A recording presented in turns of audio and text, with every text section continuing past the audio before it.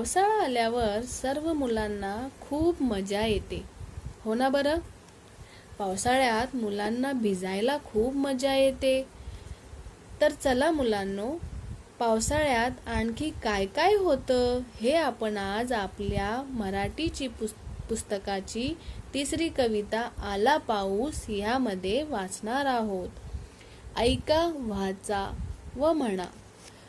छपराखाली कुणी लाविले अगणित इवले दिवे, छपराखाली कुणी लाविले अगणित इवले दिवे, पागोळ्यांतून झरझर कैसी जयोत जयोत उजळे, ठिपके ठिपके थेंब जोडुनी रंगावली सजविती, ठिपके ठिपके थेंब जोडुनी रंगावली सजविती, रांगोळीत या इंद्रधनुचे रंग कसे पसरती, मखमल हिरव्या दाट तृणांची मध्येच पांघरलेली, मखमल हिरव्या दाट तृणांची मध्येच पांघरलेली, तृण पुष्पांची नाजूक पखरण नक्षीदार सजलेली, टपटप टपटप संगीत धुन ही धाई दिशातून, टपटप टपटप संगीत धुन ही धाई दिशातून, छपरावरती तबला होऊन वाजवी तो कोण,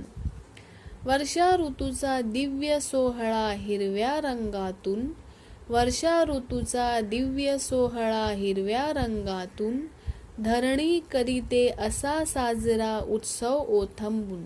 धन्यवाद.